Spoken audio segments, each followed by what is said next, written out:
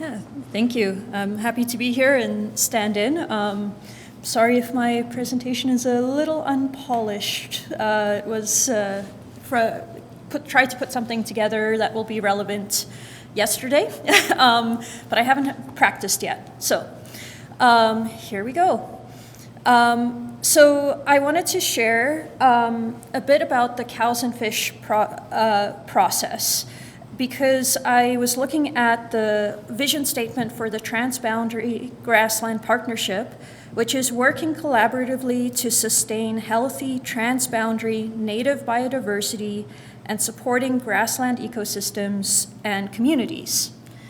And there's a lot of similarities there with how Cows and Fish likes to operate here in Alberta, with collaborating with all sorts of partners and producers and other landowners to make stewardships, watershed scale change for maintaining healthy riparian areas. So I'm a riparian specialist with Cows and Fish, and because we focus on that area, I just want to start by reviewing. I'm sure most of you here have heard it plenty of times, but that riparian area is possibly a technical term, but it's super easy to see intuitively on a landscape in August when the rest of the landscape is dried out and you still have this lush green ribbon beside any water.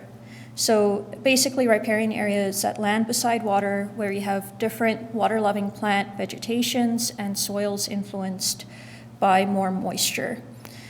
This is the area that has the advantage of being some of the most productive and biodiverse parts of our grassland landscapes, and so it's really worth stewarding and keeping healthy. So that's where Cows and Fish, that's our goal and what we try and do, using these 5 key elements. So I'm going to give a couple of examples of each of the elements in the Cows and Fish process, and then just go through how they all fit together with these 2 examples. So I'll be pulling on examples from the Little Fish Big Stewardship Project, which is a partnership project that Cows and Fish has been doing with the Milk River Watershed Council Canada. And as you may know, the Milk River Watershed is a transboundary area with Montana, Alberta, and Saskatchewan, so I thought it was a fitting example from that perspective. The little fish we're talking about are the at-risk fish, 3 species, Rocky Mountain sculpin, western silvery minnow, and provincially here in Alberta, we also give an honorary mention to stonecat, the only catfish species here.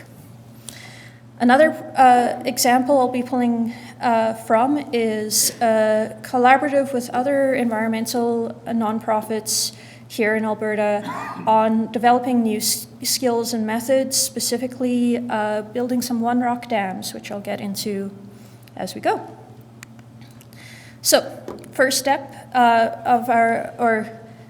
element of our Cows and Fish process is raising awareness about what riparian health is and what that looks like. We do this with workshops and field tours and getting people out on the land to see and tune their eye to what a healthy riparian area has and what it looks like.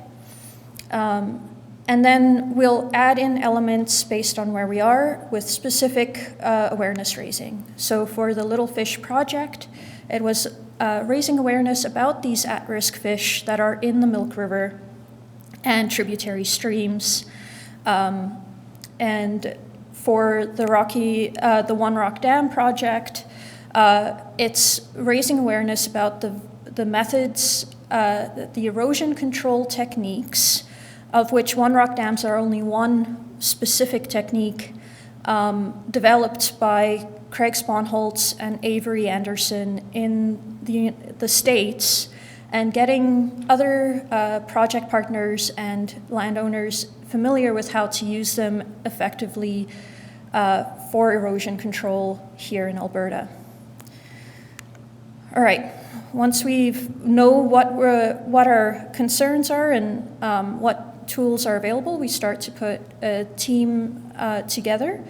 And this is critical because there's only so much you can do when you're focusing on just one property.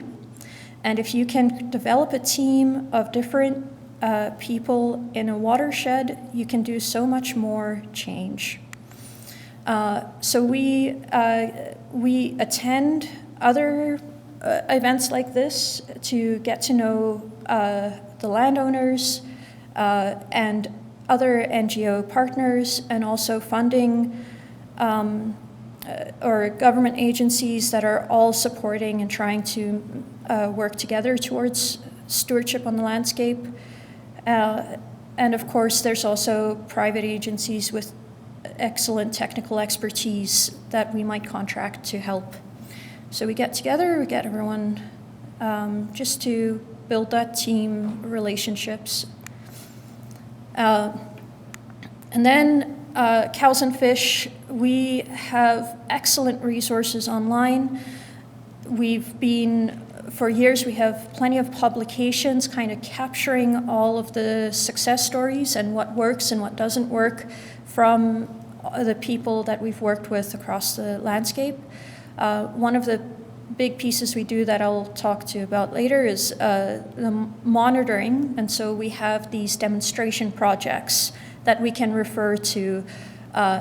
For example, this one pictured here is 2017 versus 2018. This was a Zuni Bowl project that we'd done that was very effective at capturing sedimentation, helping to heal that gouge and raw kind of wound in the landscape where the soil was washing away. So we look at our resources and keep adding to them. As we do new projects, we're always thinking, how can we capture the information we're learning from this process to easily refer to it to inform our future projects as well. And then we get to the fun part, which is taking community-based action. For the One Rock Dam project, this is all of us getting together, finding these were tiny little erosion rills, but over time those can get bigger in the grassland, and building a series of these One Rock dams and just making sure everyone's familiar with the process and the specifics of the technique, and in the process helping to heal some of that erosion on the landscape in a grassland. Let me correct myself. It was a retired crop field that was no longer productive, that was being restored back to grassland, and it was in year 2 or 3, so there was still a lot of bare ground, a long restoration process still ahead.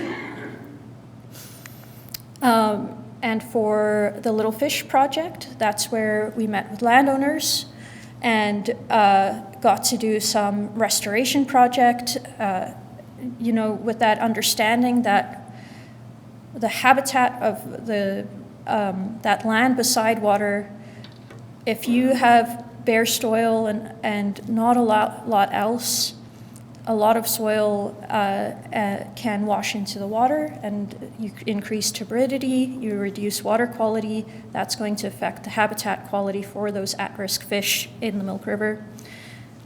So we were working on some grassland restoration, as well as planting some native trees and shrubs to help restore that vegetation cover and soil. We did some work on looking at the soils and trying to understand how to heal those. So this is one of those projects on a tree planting day. And Milk River Watershed Council has been a huge part in doing beneficial management agreements with other landowners across the watershed here in Alberta, this part of the watershed rather, to ensure that the stewardship practices of those landowners are also helping to enhance riparian habitat and help those at-risk fish. And so that last step in this process that we do is monitoring. any of the sites, and also monitoring our own process, checking in to make sure that the process we're following, the steps we're taking, are effective. We always want to be doing that adaptive management, learning and improving as we go. So a fun part of our job and an essential piece is we do riparian health inventories for landowners. If you commit to making a management change, we want to help you see how that change has affected the area and the riparian health of your property over time.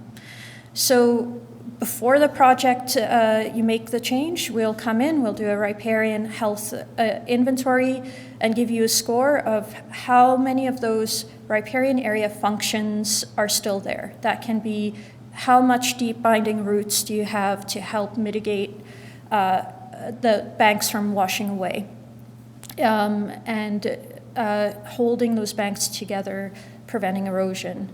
It can be, we look at other functions like how much vegetation cover do you have, which can help shade water, can help keep it cool, but it's also vegetation that's capturing runoff and helping filter it and slow it down.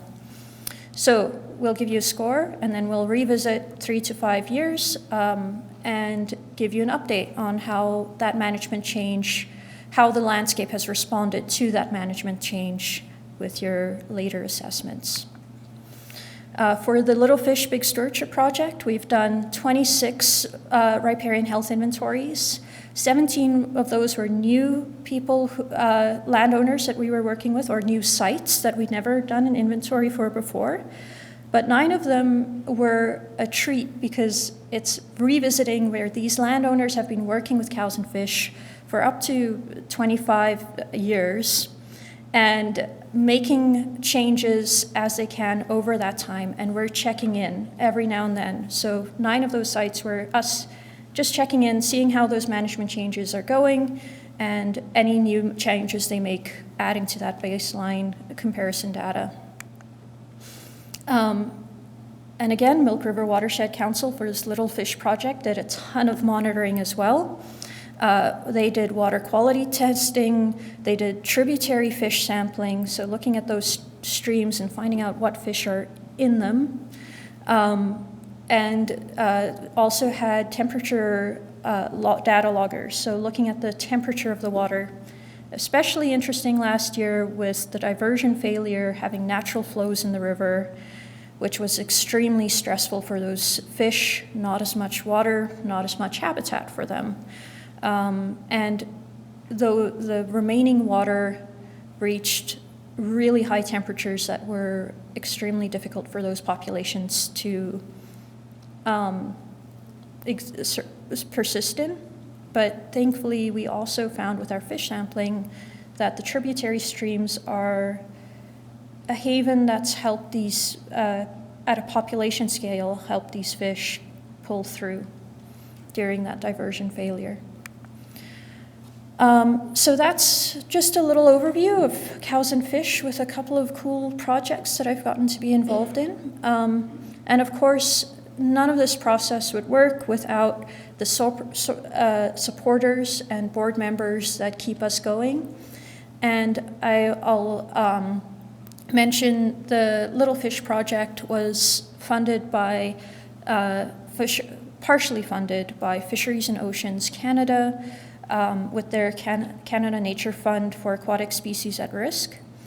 And the One Rock Dam project was partially funded from our portion from this SARPEL, Species, Southern Alberta Partnership for, I can't remember, maybe somebody here, I'm sure other people know SARPEL stands for.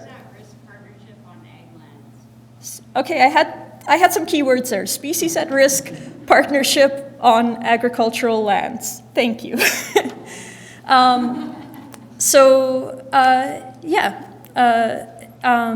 We're always here to help. I love working in partnership with other organizations, like the Milk River was such a treat, the Milk River Watershed Council of Canada.